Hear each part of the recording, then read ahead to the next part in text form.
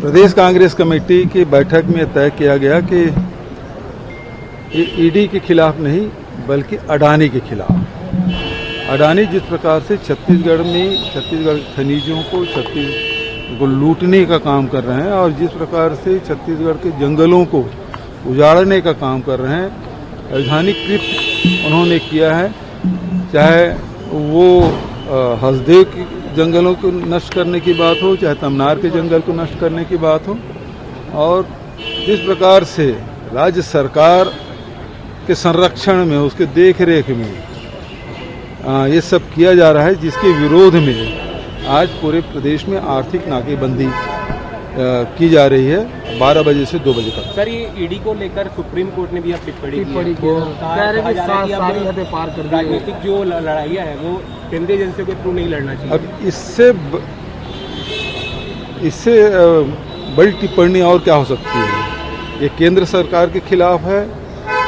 ये ईडी के जो स्वायत्त शासित संस्था है और जिस प्रकार से भारतीय जनता पार्टी के एक विंग के रूप में काम कर रही है, तो ये बड़ा तमाचा है कि ईडी वालों को कहा कि भाई आप अपना काम करें, राजनीतिज्ञों को राजनीति करने दें।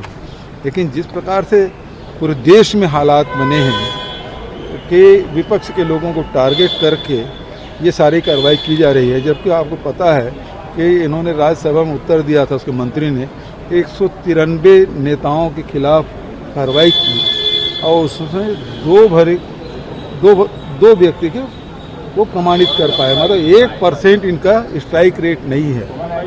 तो पूरे देश की स्थिति ये है कि इसका दुरुपयोग राजनीति साधने के लिए खुद तो कुछ कर नहीं पा रहे हैं, जो विपक्ष में उसकी छवि खराब करना, पार्टी की छवि खराब करना और तोड़ने का काम, चाहे हेमंता विश्व शर्मा की बात करें, अजीत पवार की बात करें, चाहे वो सिंधे की बात करें, चाहे और किसी नेता चौहान की बात करें। ये बहुत सारे उदाहरण हैं जो ये बताता है कि इन एजेंसियों के दुरुपयोग करके किस प्रकार से तोड़ा गया। सर, ये उपराष्ट्रपति को कैसे देखते हैं सर? ये सीधी सी बात ये है कि कल तो मैं भी था चेंबर में, हमारे खड़गे जी के जन्मदिन भी था और उनसे मिला भी और यहाँ हालात के बारे में बताया भी।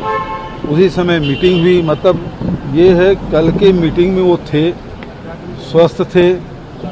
4 बजे की जो पहले 12:30 बजे की मीटिंग है, मेरे सामने ही जयराम रमेश जी वहाँ से गए मीटिंग के लिए, अनुमति लेके गए खड़गे साहब से, और तिवारी जी भी गए वहाँ। दूसरी मीटिंग 4:30 बजे, 2 मंत्री जो लीडर हाउस है वो आए नहीं, नड्डा जी, और उसके बाद इस्तीफा हो जाना तो स्वास्थ्यगत कारण तो नहीं है। ये कोई और गंभीर मामला है जो अचानक सदन चलते उपराष्ट्रपति का इस्तीफा हो जाना, मतलब ये है कि भयंकर तूफान आने की सूचना है। सर, आप सुप्रीम कोर्ट भी गए थे, वो हाई कोर्ट में। सुप्रीम कोर्ट नहीं गया था मैं। सुप्रीम कोर्ट में जो आपने आज मेरी पेशी है। विजय बघेल मतलब मेरे विधानसभा चुनाव को चुनौती दिए हैं, तो मैंने एक अपील की थी कि ये चलने योग्य नहीं है, इसमें आज सुनवाई है।